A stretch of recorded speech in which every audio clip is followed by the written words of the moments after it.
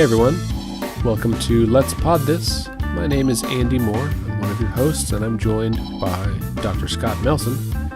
Also joining us on this episode is Grant Hermes from News 9 and Sean Murphy from the Associated Press. And I'll be honest, I'm recording this bit of the episode the day after we recorded everything else because something happened when I exported the audio file and it messed up the first 5 minutes of our recording. So, we're going to jump right in to the news roundup, and when it picks up here in just a moment, Scott will be discussing an article from News OK about GOP nominee for Oklahoma Senate flipped parties during the campaign. As always, you can catch this and all of the articles we discuss in this episode on our corresponding blog post at letsfixthisok.org/blog. Okay, now let's rejoin the podcast. She switched parties and joined the Democratic Party. Shortly after that, she filed for office to run for Senate District 16 in November. But her registration was put on hold because she changed her party affiliation within that blackout date that we were just talking. So she couldn't actually change her party affiliation. So because of that, she was on the Republican primary ballot, not the Democratic primary ballot, even though in her heart she was a Democrat. Yes. But on paper she's Republican. Right. So she ran in the Republican primary and went to a runoff, even though she was meaning to be a Democrat. And then after the runoff, her opponent dropped out, even though he was in first. Right. She was in second, so he dropped out. So now she's the Republican nominee despite changing her registration to being a Democrat. And now she's changed back. And she had to change it. It kicked in September 1st, so she was a Democrat. Now she has to change back so she can legally be on the ballot as a Republican, even though she's a Democrat. Right. And to be clear, I mean, she identifies as like a very moderate Republican, and that she said after the shenanigans of the last year, I think she's a former educator, and she said, you know what, I can't even be associated with this party. And so she switched, and whoopsie. She won the primary. She's quoted in here, and she says, "I'm in the middle of the spectrum on my beliefs. I wasn't really concerned with how I was filing. I'm so bipartisan by nature, and we're really at a point that we need to start working together instead of worrying about what party you're in." But I think this is an interesting point for a lot of people who, I mean, so the election board put out the number of people that switched parties in the last few months, like once they all went into effect, and it was thousands, right? Yeah. Both directions. Yeah.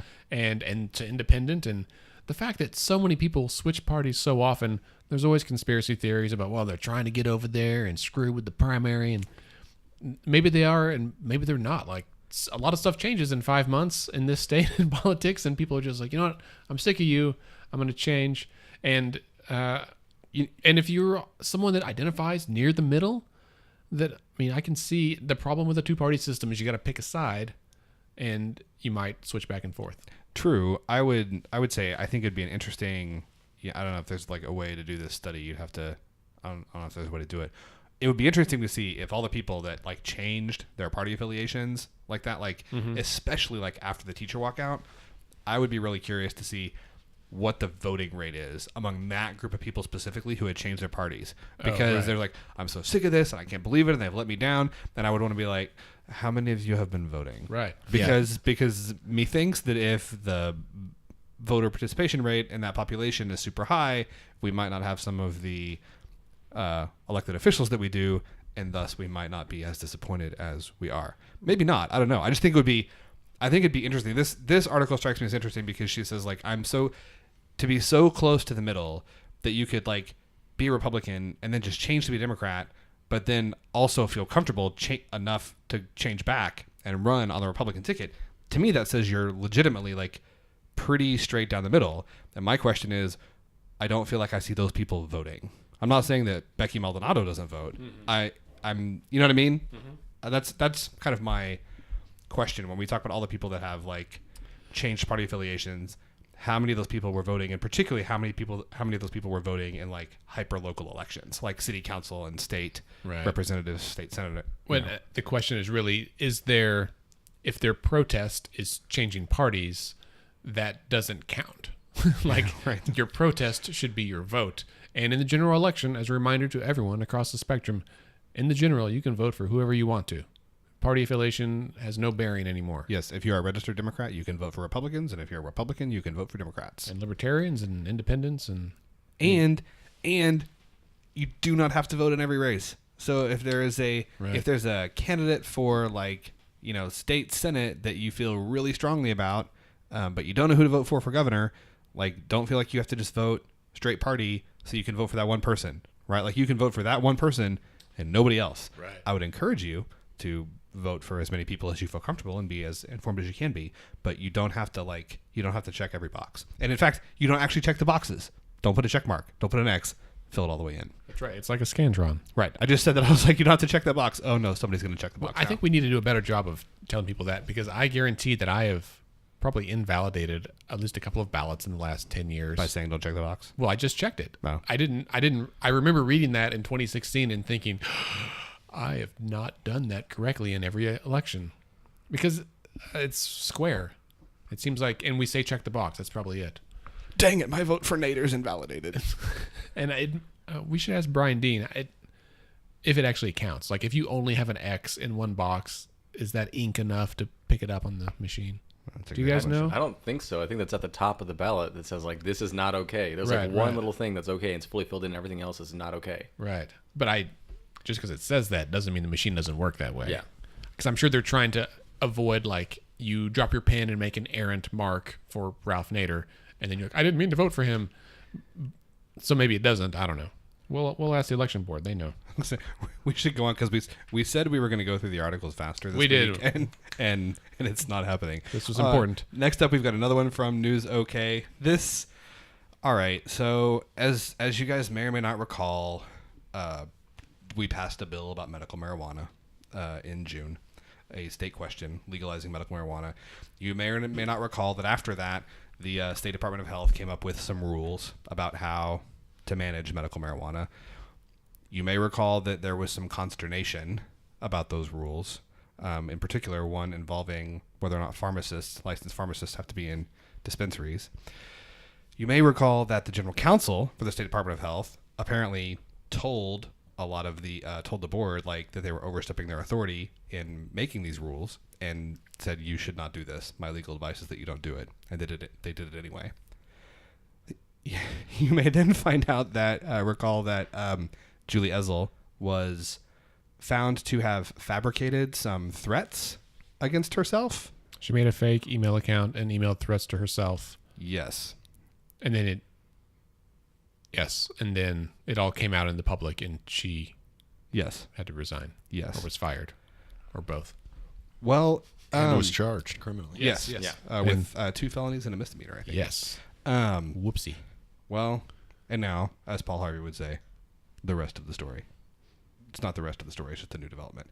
There is an investigator from the State Department of Health, one Matt Terry, who was looking into this. His supervisor was Julie He's the one Ezel. she texted. Yes. She said, I just got another email from myself. They were having an affair, apparently. Mm-hmm. So Miss Ezel texted a subordinate with whom she was having an affair, fake information about fake threats that she It was real information. didn't receive. Yes, about real fake information. threats. There you go. Real information about this story gets so soap opera-ish. It does. I can't even keep it straight. Yeah. So anyway, he didn't get fired. He got basically fined. Demoted. He got docked in Paid pay. like an $8,000 a year pay cut. Yeah.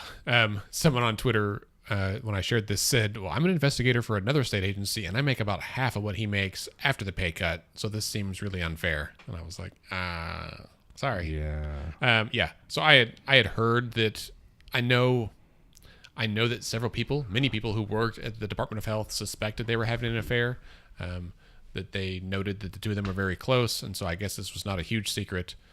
It is another unfortunate development in the saga of the State Department of Health, who just can't catch a break. Maybe this is draining the swamp over there, from stumbling on their own steps. I saw this and my response was facepalm emoji.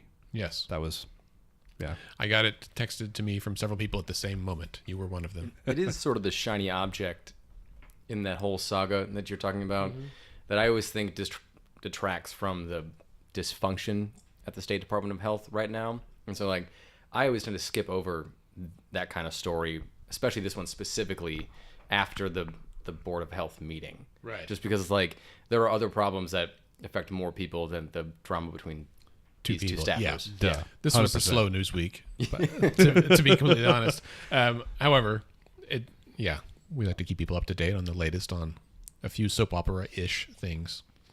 Also related to the Department of Health, perhaps a bigger deal, and legitimately that does affect people. Non-Doc, our friends at Non-Doc, Trace Savage, had an editorial this week regarding open records over there. He submitted an open records request to the State Department of Health, just asking how many other open records requests are still pending, because he'd ask around and a lot of folks have submitted them and they haven't been filled, and it's a delay. And certainly in their defense and in the defense of OMES, who's been helping with these, they're all understaffed and they've had bigger fish to fry, in someone's opinion, right? Like, hey, our whole state agency is not fiscally sound and we're hemorrhaging money and we may or may not have misplaced $30 million. So we're going to put your records request on the back burner while we try to figure out if we can make payroll. In the meantime, several hundred people no longer work there. And so they're kind of probably in a catch-22. I did like that this was kind of a meta request. Like, it's not a big thing. Just how many, they have to track all the requests, I would assume, and how many do you have that are still outstanding? That's all I want to know. How many and which ones are they? Just as like a public service on transparency. And so, of course, they haven't responded yet. I feel like this is one they could probably do in a couple hours, and it would probably be a black eye and could lead to further consternation. But kudos, on a personal note, kudos to Non-Doc for trying to be a watchdog on this thing. You know, it's probably easier to keep track of how many are outstanding if you make a concerted effort to answer them as soon as they come in. Yeah, I mean, some of them, like, one of them reportedly involves like 5,000 emails, which is just tedious. So I'm, I mean, again, as a director of the other agency that's kind of deals with this, our organization, this is a hot button issue, I think, especially going into next year. Oklahoma has historically been regarded as one of the least transparent states with government. What? Both the reporters are nodding. That's shocking. Right. I'm shocked. Shocked, I tell you. I have no idea. So I know, I haven't heard, I'll say, I know that Drew Edmondson has pledged to, if he is elected, to form an office of open government and to hire like an ombudsman that would handle kind of a clearinghouse for all records requests. This could be good or bad. I haven't heard anything from Stitt about what he plans to do. We have a request out to him to kind of find out, like, what's his plan. So that's an interesting, because I know Edmondson has said that, and I guess, and I don't know the answer to this, guys, you know, would that office have the power to do anything? Yeah, whatever it's given. Well, right, but I mean, but what power can he give it? Like, so he makes this office of like open record, Open government, yeah. you know, whatever. And is that office have any kind of authority to go to the health department and say, you have all these outstanding things and you have to answer them? No, it would be like they would all go to them. So it's like a central records at a hospital, right? So Right. like, or a medical practice where all the requests go to that one office. Oh, that'll work well. Right. So it would be, in my mind, it Did would you be hear the like, sarcasm dripping in my voice? yeah, I did, yes. Maybe like a part of OMES. So, I mean, OMES is Right. designed to be the administrative agency that does administrative work for all the agencies, which in economies of scale, that should work well. Sure. And I know that's what Denise wants it to be. As long as they have the, I think it sounds great. As long as they have the authority to actually do it. Yeah. You know what I mean? As long as it can't be a deal where it's like, okay, well, so fine, the requests come here now and they push them out. What does that do? Like, how does that force the individual agency, which is governed by its own board, which is appointed by, you know, some combination of the governor, the speaker, or the pro tem, and, you know, 3 other random people?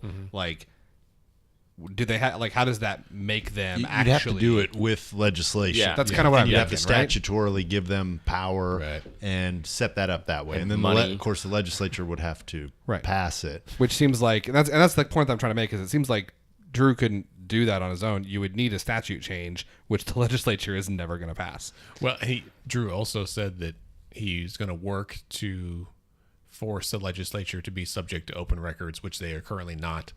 And so Oh, I that was would like, be That's a and- tough sell, that'd be but awesome. It is. it's been tried, and for obvious reasons they oppose it. But there are some in the legislature who would support that kind of effort. Yeah. Republicans and Democrats. Yeah, for sure. We'll see. All right, what's up next? All right, so the next thing we're going to kind of buzz through. The next one's a short article from the Luther Register out in Luther, America. And it's worth your read. And again, we'll post all of these on our blog, on our website, letsfixthisok.org/blog. And it's just a small town there, how a small town in Oklahoma is dealing with the new medical marijuana laws, where like some of the laws that are passed, like about how far a dispensary can be from a church or a school, Luther recognizes it doesn't apply in their small town because everything is within 1,000 feet of each other, and so they're having to like make kind of city level rules and really trying to stick to the rules as passed. So it was just interesting in that I think we all forget that something at the state level really has to go down to like this granular city level. So even a town like Luther has to deal with this because someone who owns a vape shop, like, well, can we do it? Do we have to move to a new building? And it affects people's lives. And I like that they wrote about it in the paper. Like a quick news analysis thing with those stories too. And Sean, correct me if I'm wrong here, but like also in those stories about the granular level of specifically medical marijuana and how State Question 788 was written and passed, notice what's not being talked about in those stories, because a lot of times these cities and town boards and school boards can't do certain things because it's just not in that state question. Mm-hmm. And so they're trying to figure out how to give people direction without having direction themselves. And so they're bound to the negative instead of the positive. It was someone from the state. I was like the city attorney or something, like surveyed tons of towns' rules and like brought them in and was like, here you go. And then the city council's like having to debate through it, which I'm sure was a long, arduous, difficult meeting. At the end, they're like, and I think in the article it says one guy's like, we don't know what to do. We're just kind of stuck. So cheers to you guys in Luther. And then two other articles we're going to mention. We'll link to them on the blog. You should go read them. One is from 538, which Scott and I reference frequently. It's an article by Claire Malone, who is probably my favorite writer over there. Agreed. Called "Democrats Don't Care About Policy Compromise Anymore, Just Like Republicans." And so if you have interest in the partisanship in politics, it's an interesting take on that. I'll just leave it at that. You need to read it. It's really good.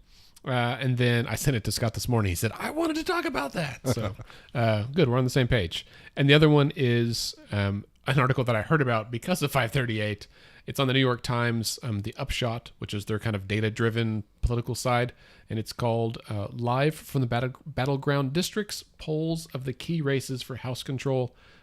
In last week's episode, maybe this week's episode of 538 Politics Podcast, they talk about this. The Times, The Upshot specifically, is partnering with some big polling firm, and they're polling all the like battleground districts or a bunch of battleground districts across the country in real time. And so if you have interest in learning about polling and how they do it and why, they've got tons of information. It's pretty accessible. And so you can it has a running tally of how many phone calls they've made. And this morning it was like at 200,000 something. And with each one, like they make the call and everything kind of updates automatically, which is really cool because then all of this information feeds into 538's forecast. And so it's being updated in real time. And if you're a data nerd like we are, it's just a really cool use of the internet and of data. Yeah, it is. And you can see the 538 forecast changing, like not quite in real time, but pretty close. It's interesting too, because the definition of what in this particular election cycle, the definition of what's going to be a battleground district is potentially a lot different than what it has been in recent election cycles. Case in point, the Oklahoma 5th, which is where, if you're listening to us, not necessarily where you live, but there's a decent chance, right? It's Oklahoma County and part of Pottawatomie County. Yeah. Pot and Seminole. Yeah.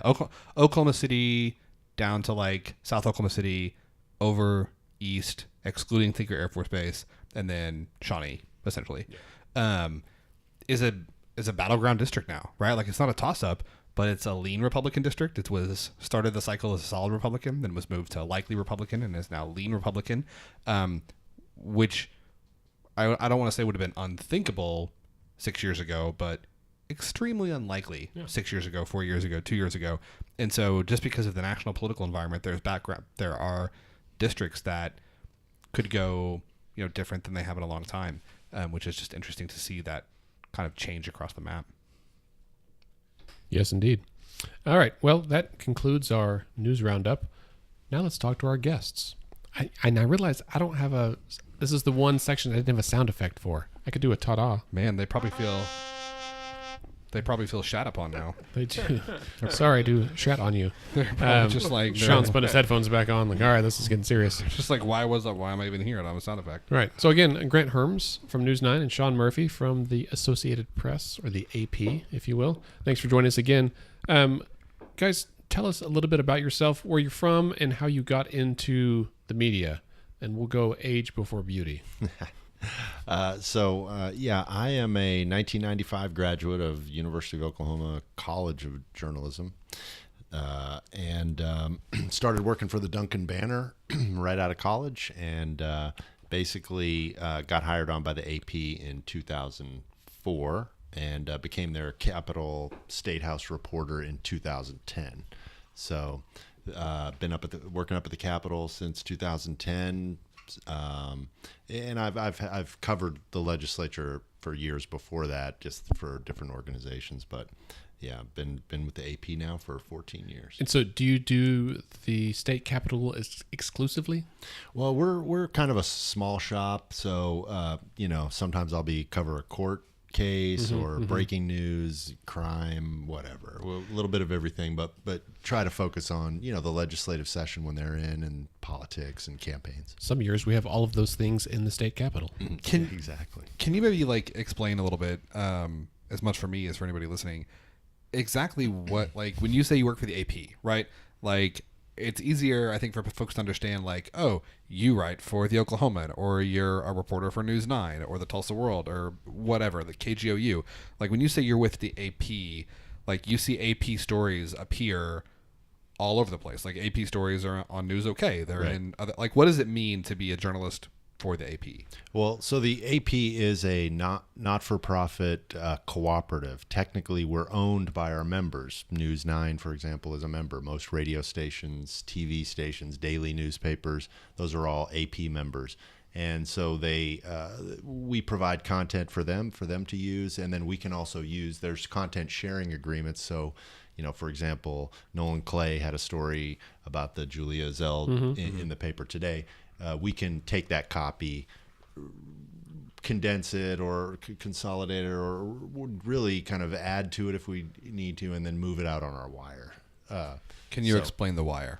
So the AP, and that was actually my next question. We reference West Wing all the time here, and obviously, especially the early episodes of the early seasons of that show, were taking place kind of before the information technology revolution, and you'll see the internet was new, right? But you'll see CJ Craig, the press secretary, will say what's coming across the wire this morning. So when you say we push it on the wire, what does that mean? Yeah. So, and you really can easily get above my head very quickly, but the AP moves its content out on different wires. We'll have we have a sports wire, we have an Oklahoma wire. Every state has its own wire. We have a national wire. We have a financial wire. And so these are just different outlets for the copy, and they go to our members in different ways, and you can subscribe. Our AP members can they can bring in different types of content that they see fit, and that kind of Can you subscribe to that feed, an RSS feed? Can you subscribe to the Oklahoma AP wire? So actually you can through the AP news site. You can and that's kind of something that's changed in recent years, but yeah, you can get some of that content online.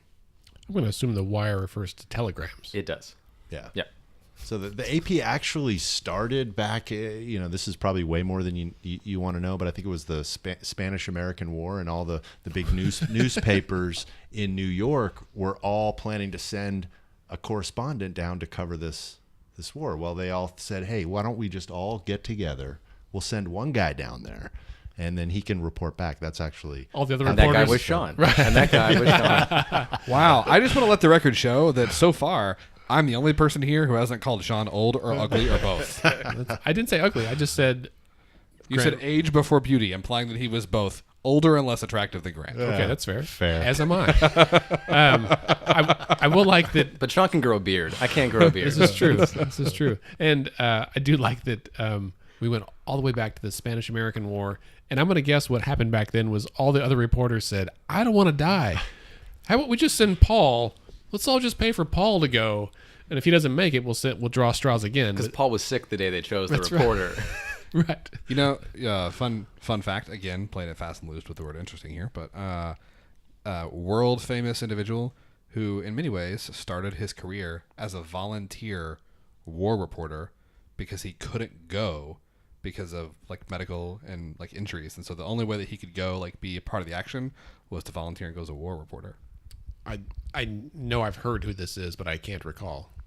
Sir Winston Churchill. That's right. Yeah, he was a reporter in the Boer Wars in South Africa and managed to get himself captured, then escape, and then wrote about it. Got famous. pretty impressive. Mm-hmm. Cheers. Mr. Hermes. I actually went to the University of Wisconsin, and I went to be a meteorologist. And it turns out I'm really bad at math. And you need a lot of that to do weather, so I decided to stick with the storytelling part of it.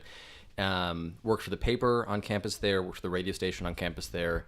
And then during that time was the teacher walkout in Wisconsin. So that was 2009, 2010. So had flashbacks this past year of covering the teacher walks out here. And that for me solidified doing this job. And so then I got an internship at the CBS station in Wisconsin, in Madison, WISC.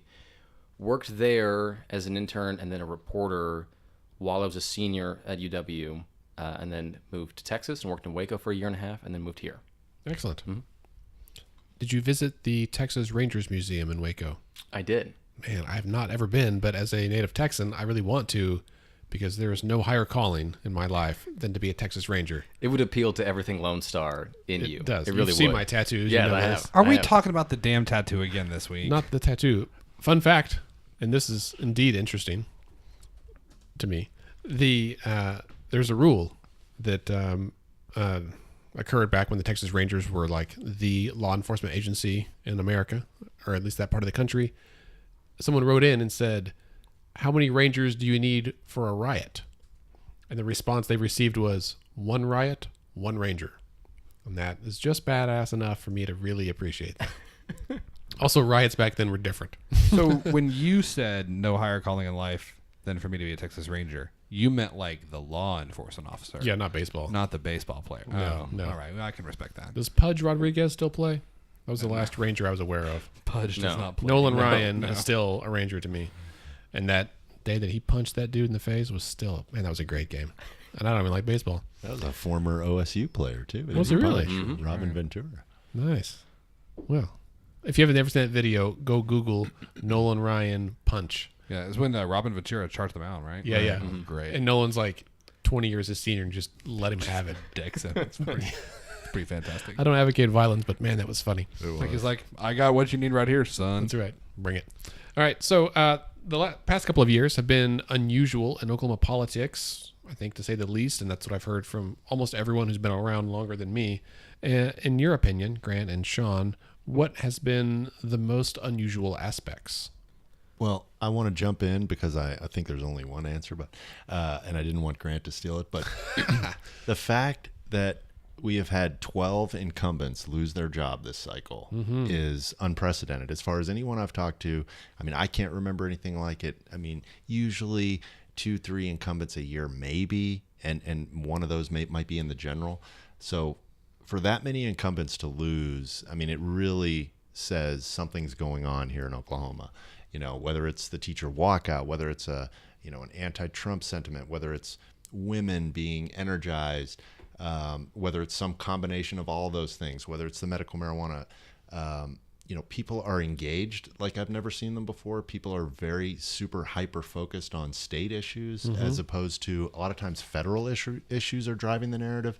And so I think there's really something afoot this cycle, and I'm really intrigued about what's in store for November. But I mean, the fact that that these 12 incumbents have lost, and 8 of those incumbents were anti-1010XX voters, and considered kind of the conservative wing of the House GOP.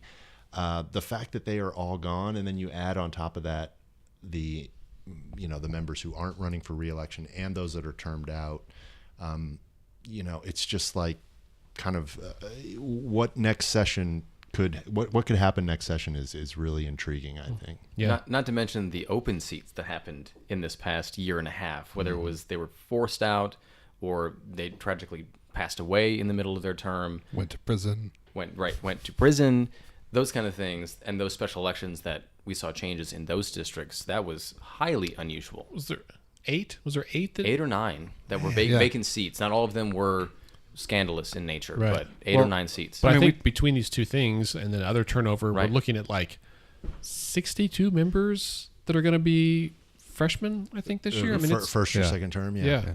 There's a number. We talked about this a few weeks ago, but it's still, and you can kind of come up with reasons why this is maybe not as significant as it sounds. But 538, of course, our source of all wisdom and knowledge, looked at states that had special elections since the inauguration of President Trump, and they ordered them in order of like who had the most to the least. And Oklahoma was third at having 8 special elections. Only 2 other states had more than Oklahoma. And then they looked as well as what the partisan swing was in those states. And so in Oklahoma, it was striking because you had 2 things. You had one, in terms of numbers, the second biggest sample size, because the 2 states above us were tied, and the second biggest partisan swing. So in those special elections specifically, which were not all like blue districts, right? The partisan swing was like to Democrats by plus, I think, 32 points, which is just striking. Now, obviously, we're one of the reddest states in the country, the reddest state in the country by some measures. So when you're starting that high, right, you have a lot farther to fall. But there are other states, Alabama, Tennessee, Georgia, that are in many ways as conservative as Oklahoma, where the swing was like half that. And it just, again, like you said, Sean, I don't know if it's the president, I don't know if it's teachers, I don't know if it's the national environment, I don't know if it's corruption or, the behavior on the part of legislators here. Like I think what's driving it is probably multifactorial. But to me, that's striking. Like a 30-point shift on the ideological spectrum does not happen that often, no matter what point you start from. So, and this is, Scott and I have wanted to do an episode with some of the media, and we'll certainly do other ones in the future, I think, to get just more perspectives. But knowing that this is such an interesting and I think a challenging time to be a member of the media, as you men are, particularly when it comes to political coverage, what do you see now as like the role of the media in covering politics in this climate right now? Sure. I mean, the way I see this is that you can look at it 2 ways, and one of them is the way that I view it, which is it's more important than ever for us to be like ports in the proverbial Twitter storm, I guess you could say, that we as mainstream media, if you want to call it that, I hate that kind of larger term, but if that's what you want to call it, like we as mainstream media, as old media, have to be anchors for the rest of this coverage. And now, like, the other vein of that is more like trying to keep up with the pace of news, and that's more difficult in what we do. I think, Sean, you might agree with that in a sense, but really nothing has changed. It's actually made us have to be more precise about doing our jobs, but the same jobs of informing people and keeping people in power accountable. Sure. Yeah, Sean, I mean, anything to add? I agree that, the landscape has shifted, but, the core mission of, journalism, of, exposing the truth, of speaking truth to power, of holding people in power accountable. I mean, those are still at the core of our mission. And so another question that I didn't write down that I wanted to kind of ask, and no obligation to answer this, but in light of last week's anonymous op-ed that the New York Times published about, purportedly from a Trump administration insider. I'll ask it this way: if you were in charge at the Times, whatever that position is, editor of some kind, I assume, would you have published that editorial, and why or why not? It depends on who the person is, first of all, because they obviously know. It's not like they were dead dropped a letter on their desk and like we're just like, yeah, I'll take this on his face. This looks real. Right. So obviously they have their standards and protocols, and if you've read the responses from the op-ed editor, over there whose name escapes me at the moment, or have heard anything from like folks at the Washington Post about how they use anonymous sources. I'm trying to know what the AP's rule is for anonymous sources, but generally the vetting process for those things is a lot higher. So my guess is that if I were in that position, I probably would have made the same choice. No, but that's such incomplete information that it's almost impossible to answer. Sure. Yeah, I mean, definitely, the AP, we're very restricted in how we can use anonymous sources. They don't, I mean, preferably we don't ever use anonymous sources. But in cases where you cannot get the information any other way, that's one of the requirements. Is it something that you can confirm? Once you know the information, can you confirm it through other sources? Obviously. But as far as like an editorial, the AP doesn't. We don't deal in editorials, so that's kind of a tough area that we don't really have to deal with. But I'm sure they wrestled with it in their editorial board meeting. One thing, kind of in a similar vein, I guess, in the sense that this has to do with like kind of editorial decision making. I have kind of, I guess, it's a two-parter, if you will. I think as a consumer of media, one thing, and Grant, you and I think have talked about this at various points, that one thing that sometimes I get frustrated by is, I think particularly now, I think this happens more on like cable news, 24-hour, MSNBC type, Fox News type operations, and less on like PBS NewsHour. But there does seem like, in the interest of trying to be, at times, in the interest of trying to be like fair and impartial and show that there's two sides, sometimes I think there are decisions made to air both sides of an issue where there's not actually two sides. And I would even move away from something, even getting away from the political stuff, like whether or not something the president said, like a false equivalency kind of thing. Yeah. It's called fairness bias. Right. Like there's, and I'll just put one near and dear to my heart, like as a pediatrician, the vaccine issue is a great one. Like people will have like vaccine advocate, vaccine skeptic. I'm like, here's the debate about vaccines. Well, there's not actually a debate about vaccines. Like there's no debate among doctors. There's no debate among the scientific literature. The debate is manufactured by a small number of people who read a study that was a lie that's been retracted and spawned this whole kind of blogosphere movement about vaccine safety. But there's not an actual debate. And so sometimes it's frustrating. Climate science, I feel like, is one where this happens a lot too, where there's like a client change advocate and then a climate change skeptic, and they're put side by side, and it makes it seem like, oh, well, I should make up my mind. Who should I believe? When really only one person has facts and data on their side. Do you guys have any idea, like, how do those kind of decisions get made? And like you use, I guess that's his name, fairness bias. Like, is that a real problem? Is that a problem that I'm perceiving that doesn't exist as much? What do you guys think? It can be in certain contexts. I think the vaccine issue is a good one of those. That's why you often see when you have both sides of that argument in reputable news outlets, you've got both sides plus an addendum to the side that is, upholding the now debunked study in those cases. That problem itself with like fairness bias has become a lot more prevalent because of the internet, and kind of goes back to what I was saying before about the job itself and us being anchors for fact and truth in those ways, because the waters can get so muddy, and if you're lazy about being that anchor, you're going to have this weird both sidesism thing that may or may not be needed.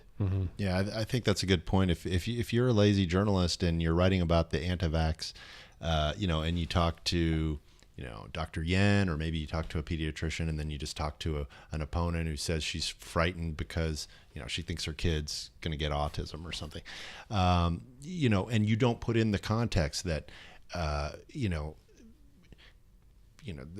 like you said, it's 98% of climatologists agree that the Earth is getting warmer. I mean, you can put that in as a fact, or pediatricians unanimously recommend children. You can add those facts. It takes a little extra research, a little extra time, but as long as you're putting those facts in there, then it's okay to also quote, Susie anti-vaxxer that she's afraid her kids will get Sure. And then I guess the other thing that I have that's in a little bit of a similar vein that also has to do with kind of like editorial decision making. Now, this may sound like complete like blasphemy to you guys, and if it does, that's okay. But you mentioned, Grant, like that one of the challenges of journalism today is the speed in which the news changes, right?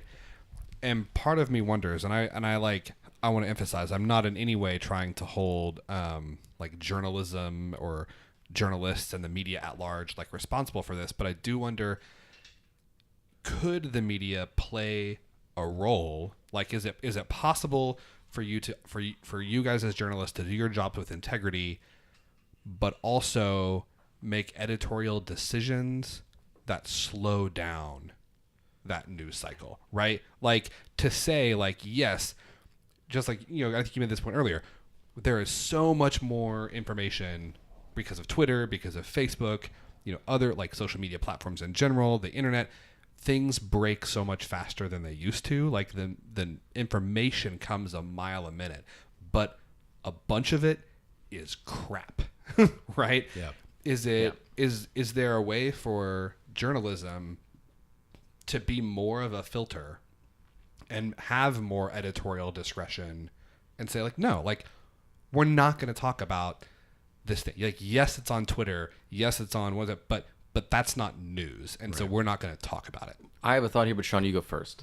Well, we run into this a lot. It's like, especially at the Capitol during the legislative session, it's like, just because somebody holds a news conference doesn't mean it's news.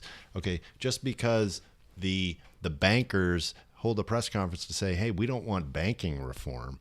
Why is that newsworthy? Just because they decide to tell us today they don't, you know what I mean? And it's easy to get caught up in that at the Capitol, the herd mentality, like, oh, everybody's going to interview, this press conferences on this or that. And I think it just takes careful planning, keeping your eye on the ball of like what stories you're working on. Don't get distracted by all the noise here and there. Try to keep your eye on what you're doing, and so it just takes kind of news judgment every day. I usually talk with my editor every day about, okay, here's what's going on, here's what I'm working on. What should we, what do you want to do? My other thought too is that your opportunity to slow down that sort of like social media cycle is transparency. To explain to the people watching your feed, to watching your coverage of whatever is happening, how you're getting your information and which stage you're at here. I did this a few months ago, and people were not super happy, but after the story ended and we got it all wrapped up, they were mostly appreciative. You're going to have people because it's the internet. But it was Terry White was arrested in Florida while she was on vacation. She has a brother with, I believe, a mental health issue, and there was some sort of family drama that led to her being arrested. Well, we did this like kind of hour by hour as our update was happening, and we were getting more information, but started with the fact that she was arrested, and this was the charge, and this was the thing, and people piled on, and so then I just kind of opened up my process on Twitter to be like, this is how I'm getting this information. This is the step I'm at. This is the calls I'm waiting back on. So obviously these are the things we don't know yet. But before you cry foul, let me tell you how this process is operating, because I can only get information the same way anybody else would. Right. You're not necessarily trying to like sensationalize anything. Right. But the fact that a state agency head was arrested out of state even more is at least newsworthy. Yeah, that's an example of news. Right. And I think the other thing that's probably difficult, and you kind of, this speaks to the speed of news, is that whether you report on it or not, it's going to be out there, right? Like, and so it's, in some ways, we need reputable news outlets to also report on those things in a responsible way. Just like when there's weather happening, everybody's tweeting about it, but like not everyone has the most accurate information. So we look to Lord Gary or someone to Right. like give us some clarity. Right. And I think, and again, you know, I unlike, I'm not trying to be like a media like basher, because I think you guys have an incredibly, Because they're in your house, Scott. well, I mean, there's that. But like, I think you all have an incredibly difficult job. I just think that there are, not you two specifically, because I have a lot of respect for both of you guys, but I think there are times where stuff, yeah, it's on Twitter, but because it gets picked up with by someone who has a following and a reputation, good or bad, it's like, oh, well, so-and-so's talking about this, so it must be important. When really it's like, no, that person is just looking for likes or retweets or clicks or shares or like whatever the case may be. And for a while, I think journalists could get away. But this is before Sean and I both got into the industry. I think you could get away with, as a journalist, like, because I'm saying it is the truth. And now you've got to come with receipts. And now you've got to show up with your process, with each part of the entire thing, which makes our job, one, more difficult, but two, more airtight. And at the end of the day, I think a little more rewarding. I mean, it makes it. That reminds me of like as a social scientist, that's the same thing, that we can't just be like, oh, it's clearly your mother. That's the problem. Like, Yeah. no, it's like let's do some actual science here and like prove it, right? Which is more difficult, but at the end of the day, it's more solid too. And I will happily accept solidity for speed. I can't imagine, like, I've published one like newsy article ever in my life, and it was 2 weeks ago. And op-ed you. yeah, right. And I spent a lot of time on it, and like I had done a lot of reading, and but anyway, it comes out, and like sure enough, like 3 hours later, there's a dude on Twitter, well, how do you, like, at me and like 4 other people that had like shared the article, and they were like, well, how does he know that this and this is true? And I like was in Canada. and I like was having like a panic attack. I was like, no, but it is. And so I'm like, well, here's this study, and like here's this study, and like and Carly Putnam chimed in and was like, oh yeah, here's this and this, and it was like there was like plenty of information to like back up this assertion of fact that I had made, but it was a little like jarring. Well, you don't get footnotes on a editorial, right? And it just was a little jarring to like there's this thing that people are reading, and then there's this other person who's saying like, well, maybe it's bullshit. Isn't that rule number 1 of the internet? Is never read the comments. Ignore the haters. Well, but he added me though.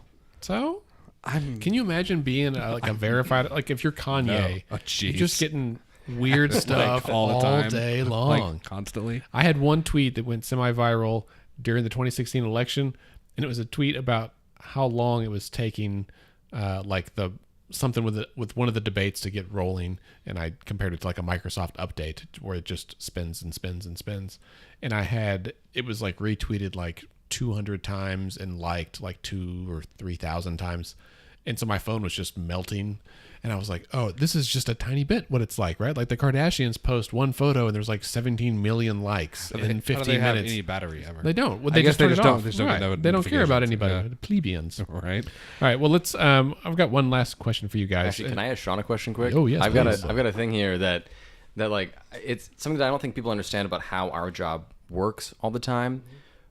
We have day turns in TV, which means when I was not working the early morning shift, I would get into work at 9. Our meeting's at 9:30. Our story selection happens at 10 a.m. I go to the story, and then that story has to be done by 3 in the afternoon. So that's 5 hours yeah. to start from a story that I probably don't know all the time, depending on the day. I have to bone up on what I can find, do the interviews, write the story, and then get it to air, or get it to my photographer to edit it and then make it to air. So, Sean, what is your day like? Because it's a little different for the AP. Yeah. Well, I will say that we've had a bit, kind of a bit of a shift away from the daily grind. X bill passed X committee, subcommittee. It still has to go through the full House and the Senate. So we've really tried to, just stay focused on big picture. Like, okay, I'm going to write a story this week about tax policy, and I'm not going to get too distracted by all the daily stuff. But we do have a staff meeting every day at 9:30, and we kind of talk about what's going on, what are we working on, what spot developments are there, and like I said, I've been trying to focus more on kind of enterprise reporting, which takes a little longer and it's a little more grueling editing process. But that's kind of. But is well done for those of you listening. When Sean puts out a story like that, it's always worth reading. It really is. Yeah. True. That's Hopefully. Are you about to ask the last question? Yes. I'm going to ask the last question. It's not the last in the list, but it'll be the last in our time slot. Oh, I was going to ask him one more question. Go for it. What advice do you all have for people that are consuming media, right? Mm-hmm. Like there is so much out there. I have 3 newspaper subscriptions, which is 3 more than anyone that I know. So like that's what I do. But like for people that are people that are maybe engaged in politics for the first time, right? Some of these people that are changing parties or registering to vote or showing this newfound interest in Oklahoma politics. What advice do you have for people who are learning how to consume media, how to be appropriately critical or not, or like just, take it, go. Yeah, go ahead, Grant. Be diverse in what you read. Understand that you're going to be drawn to things that you align with and that your values align with, and make sure that you find something, even if it's just one thing that you subscribe to, that you read, that you look forward to listening to, whatever it is that challenges those views, because it'll make you a better consumer of news and a better understander of the rest of the world. And so then when you read straight news, you'll be able to decipher what the other side is saying a little better. And then also diversify just across platforms. Listen to the radio, whether it's talk radio or NPR. Read a bunch of different newspapers, because those reporters and those editors are going to have different takes on what happened that day. It's not editorializing, it's just they approach it differently. That just is how it works. Watch, and this is going to sound like a plug, but it's not. Watch your local news, because oftentimes they're going to be covering things the national news doesn't cover. Mm-hmm. And so that also goes for reading your local news. Yeah, I mean, I agree. I would say just consider the source more than anything. If you're reading something on Facebook, find out, okay, what is this website that is posting this? Where is it on the bias spectrum? Are they a reputable news organization? And, read the New York Times. Those reporters are doing great work over there. It's why it's the Times. Exactly. That's right. So that was a great question, Scott. Well done. I was going to ask, we'll skip this one, but what is your favorite Oklahoma political story from the last couple of years? Now, favorite is certainly open to interpretation. I was you kind of indicated you might ask that question. I was kind of looking over some of the stories I did, and one of the guests you had Leslie Osborne on recently, and I remember explaining to my national editors this idea that Republicans, and it was kind of when Fallon was talking about embracing like the sales tax, and it started to get some traction in the legislature. And I was like, you're not going to believe this, but Republicans are talking about tax increases here. And Fallon in particular, she had pushed for the income tax reduction. And so just this idea that Republicans are shifting, that the crisis has gotten so bad here that the Republicans are thinking about a tax increase, that was just crazy. And they said, well, you really need, a Republican who's willing to, tell you that. And I remember talking to Leslie Osborne, and she was just unabashed about it. She's like, look, I love this state, and I see it dying, and we need, and I don't know, just that story was just, it turned out to be, kind of, it was exactly what the legislature was wrestling with, this idea of how are we going to increase taxes and you know, and so just kind of, I just thought that story turned out well. The timing was good. And Leslie Osborne just gave me this, you know, great quote of, you know, I'm watching my state die and I'm not going to put up with it anymore. Yeah. I think on a personal note, I think Leslie is a fascinating case study in Oklahoma politics for that very reason, that when she was elected 10 years ago, 12 years ago, she was a traditional, like, pretty rank and file Republican. Oh, yeah. She wanted to bring the income tax to zero. I remember her saying that. And she's open about this, and she's like, you know, but I got in there and I listened, which is a key thing, and she asked questions and then listened to the answers and watched things and was like, I can't in good conscience like stay with this position because it's, in her opinion, it was wrong. And I think I think when McCall and her really butted heads and she got demoted from being chair of appropriations and budget, well, she had nothing left to lose, and she's like, all right, well, I'm just gonna speak my mind even more now. And Scott and I have had this conversation where, in almost every time that I've been around her and she's had an audience, whether it's 2 of us or like 50 of us, she says the exact same thing. And it's like, she has changed based on her observation. And I think that is the kind of authenticity that voters today care about. Right. She's, I mean, and I think to me, the term for it is she's intellectually honest, right? Like, she's a Republican, she's conservative, she knows what she believes, but she's also willing to understand how what she believes can go too far. And she'll say, we went too far, we overdid it. Right. And you know what I mean? Like, she's not like, and I think that that's unfortunately less and less common in many of our politicians at the state and federal level. I mean, she is how it's supposed to work, that you elect somebody that you send to the state capitol on your behalf that now has more information than you, that has better information than you. You elect them based on your values, thinking that they would make the same decision that you would make given what they'll learn while they're at the capitol and do this on your behalf. Right. And it is increasingly less common. Yeah. Grant, what's your favorite news story? It was during the Richard Glossip stay, the most recent one that is now the continued stay, and from the Frontier, when Ziva Brandstatter and Carrie Aspinwall were there together. Great news outlet. Yeah, amazing news outlet. They both have moved on to, bigger and better places, but it was it was nice. Scott was pouring a beverage. That was a pour, not the other thing. But I remember that it was just a few months after I got to Oklahoma, and coming in every day, and I was sort of following not the daily grind of that story, but the bigger things that were happening in the governor's office at that point in time, and just being like, well, crap, now there's another thing that I've got to follow the Frontier on this morning because they beat me to it because they had it yesterday, and I came in this morning and it's been out for 12 hours. Like, it was just really kick-ass reporting. Right. I will say, Grant, that reminds me that there's been several times that you and I have had conversations about any number of stories, and that you voiced like frustration because some of the reporter got to it first. And I appreciate your candor. It's like, that guy, how does he like get me on he scoops me on every story? And it's like, Nolan Clay beat me by 9 hours on the Kirby story. oh yeah, I'll never forgive him. that's funny. And also, I saw this was a few weeks ago, but like either Ben or Dale, one of the guys at Oklahoman, tweeted about being scooped out of their own story by the other one. Like, it was funny, like in the same newsroom, someone else got a tip and then ran with it, and they're like, dang it, man. So what that says to me is that everyone is working really hard to do this. So, all right, well, thanks so much. This has been a great, very informative and insightful look into the life of 2 local reporters.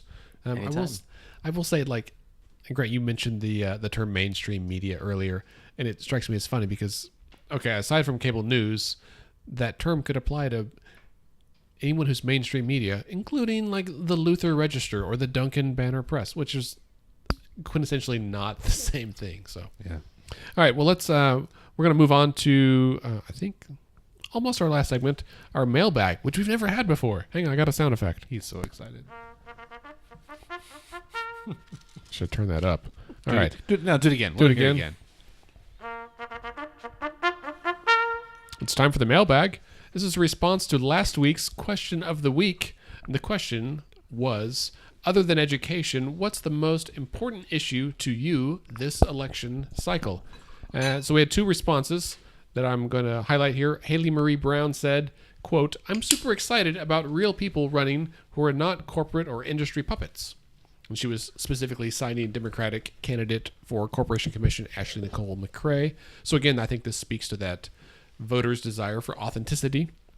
The other response is a much longer 8-tweet thread from Zeth McNeil, which I think is really detailed and insightful. And so Zeth said, I care about, I'm going to read the whole thing just so you guys know. Brace yourselves. I care about civic engagement. Any politician who is running on civic engagement probably has my vote. I'm cool with that. Let me give an example. The person I'm most excited to vote for this election cycle is Carrie Bloomert, who's running for Oklahoma County Commissioner. And then they go on to explain why. She isn't going to Congress to hold this administration accountable. She isn't going to represent my interests in the tug of war over the future of Oklahoma education. But she came to my door as part of a door-knocking campaign that has included thousands of doors across OKC. She taught me that the 3 Oklahoma County Commissioners sit on a board that includes the county clerk and the county sheriff, where everyone has equal voting power on the issues facing OKC. So many people in this city are appalled that our jail lets people die, that cells are so overcrowded, and that our government is mismanaging and underfunding this program. But I would have never guessed to hold the court clerk accountable as one of the managers of that system. I would have never thought that it might be some hard questions that need to be answered on this topic. But before ideology and before policy, we talked on Carrie's porch for maybe half an hour, and I became a better and more informed citizen. This is a major tenet of her campaign, and it's sorely needed. Candidates who remind me that Democrats aren't going to fix this, Republicans aren't going to fix this, fresh faces aren't going to fix this, but we, the people, are going to fix this together. Those are my favorite candidates. I just got a little teary reading that. Like that's, I mean, I think to That's me, what it's about, man. that is the essence of why that I started Let's Fix This in the beginning, is that people have to care. People have to take the 5 or 30 minutes to be slightly more informed and to suddenly have their eyes opened that something like there's a ton of power consolidated at the county level, and the court clerk matters. They don't just give you marriage licenses. They decide how much money the jail gets. It's a big, hairy deal. Well, and I think you hit on it. Like, you're right, and I would say that there's 2 things. People have to care, but most people do. I think, right? Like, I think honestly, care, but they don't know. They don't know, and then maybe it's not 2 things. Maybe there's 3 things. They have to care. They have to know what's happening. I think most people, if they know that inmates are dying in the jail every week, most people think that's not acceptable, right? Like, not every week, but more often than they should. Mm-hmm. Most people would care about that in terms of thinking, oh no, that's not how it should be, right? But I think the step beyond concern is you have to have what Zeth has, at least now. Maybe he had before. Maybe he just has it after talking with Carrie. You have to believe that change is possible, right? Like, you have to it's not enough to intellectually understand that if everyone votes, the system can change. You have to believe that that is a thing that can happen. Hey man, that's the critical action step, right? Like, that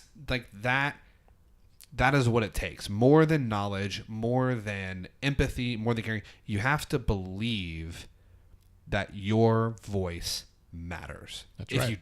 If you don't have that step, and you can't just know it intellectually, right? You have to believe that my vote, my phone call, my letter, my talking to my legislator, you have to believe that that counts for something.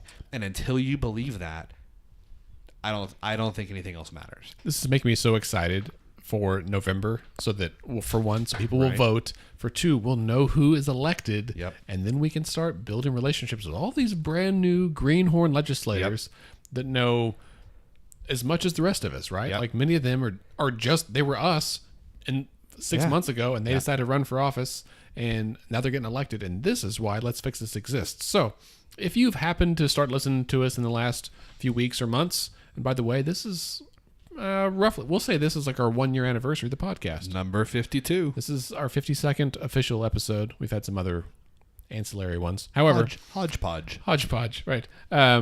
We should publish one of so I keep outtakes from every episode of the things that Scott and I say off the air, and I've compiled them into some very funny. Do you think anyone else would laugh as much as we do? I doubt it. Also, they're just riddled with curse Depends words. on how far into the bottle of whiskey they've got. That's fair. And how far into the bottle we were when we made the outtakes. Usually it's the beginning. That's true. Anyway, but beginning next February, when we start hosting our monthly Capitol days, and we'll do some Capitol crawls between now and then as well, where you as voters have a chance to come and meet your elected officials. You've got to come. We do this for you because we believe that you should know the people that represent you. Yeah, and come like we do them every month, but you don't have to come to every single one of them, right? Like come once. Most people can't come one time. Take half a day off work, right? Take four hours of PTO. Here. 4 hours of your PTO for the year to come to the Capitol and change your state. And I'll buy you lunch. Not all of you, but like, dude, you be gotta careful. ask. We've had hundreds of people there before. Use coupon code taco. No, I'll it's buy great. you Like one taco. we have legislators come and talk. We have Republicans, we have Democrats, we have senators, we have state representatives, we have random staffers. Like it's really great. And if you've never been to the Capitol or seen the Capitol, it's cool. Like it's just really cool to see when they're in session. Ooh, and like so you can go in different now. Yeah, and you can go in the chambers. I think the new entrance will be open, right? Maybe. I don't know if the new entrance will be, but the new food service thing. Yeah. So that'd be cool. Also, it's going to be a weird year because the governor, whoever's elected, Edmondson or Stitt, won't be in the governor's office. Right. They'll be on some other floor. All right.